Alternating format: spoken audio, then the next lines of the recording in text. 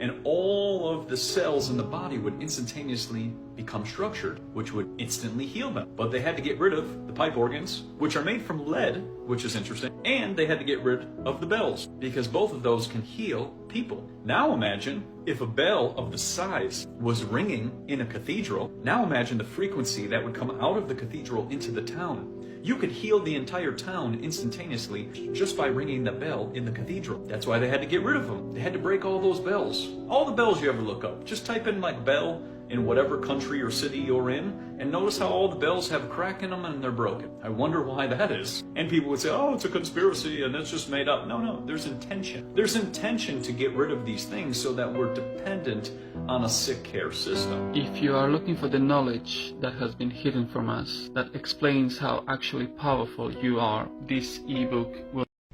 If you've been watching the news, you know the family of Henrietta Lacks reached a historic settlement, finally, with the biotech company over the use of her cells and their products. Now the estate is suing a second company for unjustly profiting off her genetics. So, this is for anyone wondering, who is Henrietta Lacks? Born on August 1st, 1920, Henrietta Lacks walked into Johns Hopkins Hospital on February 1st, 1951, and was identified as having cervical cancer after a biopsy. Now, at the time, the Johns Hopkins Hospital was one of the only few hospitals to treat poor African Americans. But something miraculous happened after Lacks passed away. Her cells never died.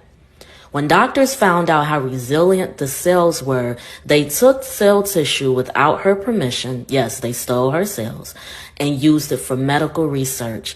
I'm talking everything from developing the polio vaccine to cloning to gene mapping. Lacks cells helped to make blood pressure medication, antidepressant pills. It developed drugs for treating herpes, leukemia, influenza, even Parkinson's disease, and much, much more. But despite the HeLa cell line being the most commonly used cell in science today, the family was never compensated. Let's please just take a look at this picture for a minute. We have dirt roads.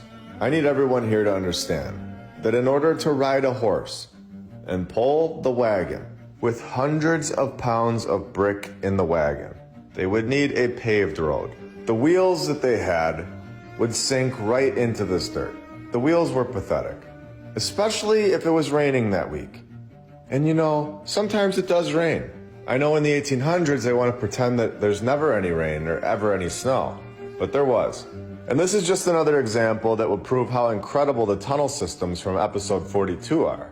They had incredible tunnels that were in every town, connecting all of these buildings together, which we've shown, with limestone walls. Yet they didn't have a road? They did have a road, in my opinion, and it's underneath all of this dirt. It's so backwards, and this is why we are questioning things. So this was their wheel. Good luck. Not gonna happen. In my opinion, this train station was here.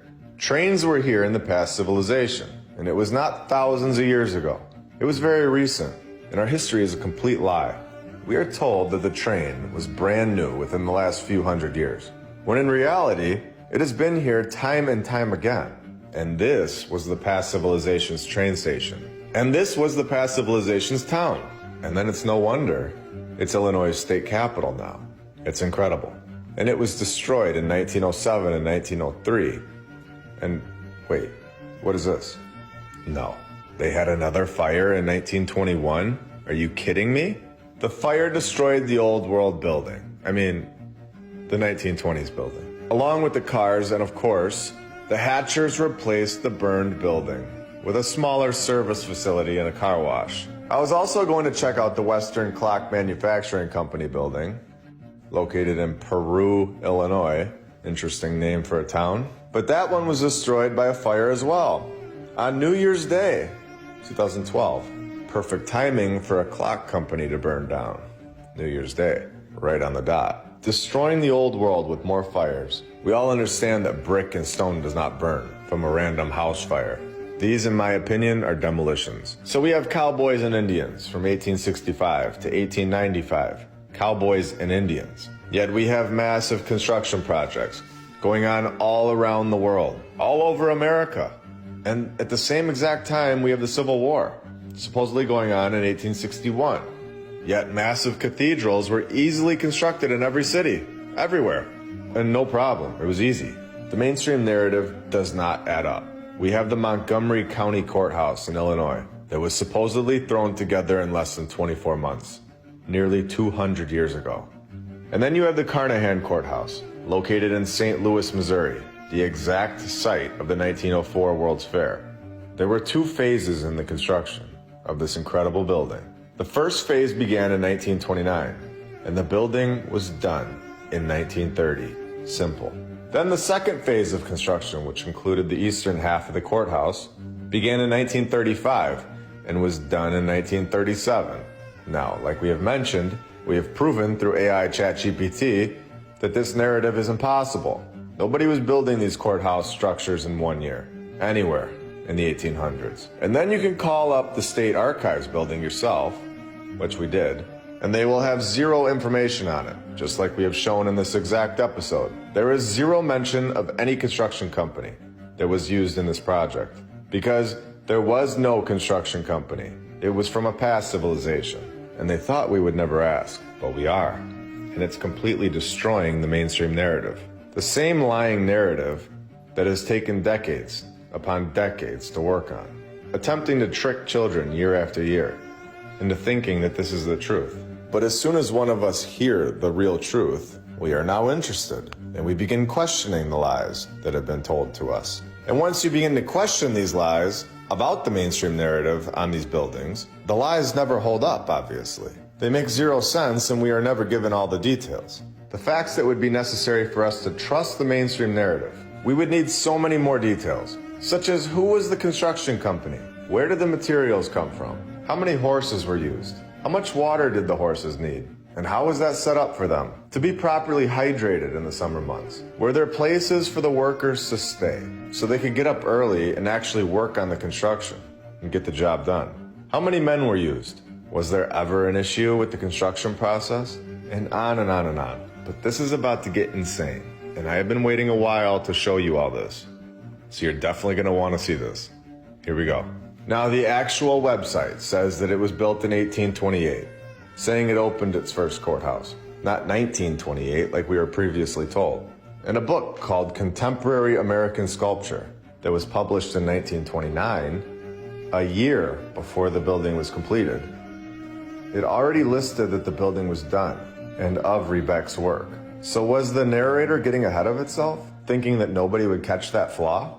I believe so. And they have stories about freedom going on in the building in 1850. So the story is all over the place when you go from site to site. And this is when we know we're onto them. And then we dive deeper. And this is when we look around and find things that are insane and completely blow the narrative open.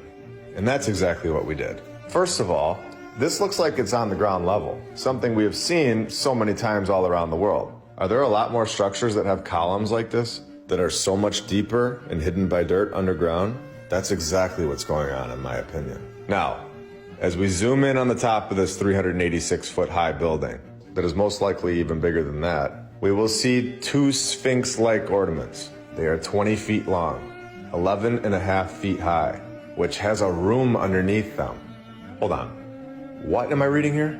The griffins, with the aluminum of the roof, form a huge lightning conductor, which is connected with the grouch by concealed wires. Griffins, free energy, technology from the past civilization right in front of our faces. The sphinxes were given human faces instead of the lion's face, lion meaning griffin, in order to symbolize mercy, tempering justice.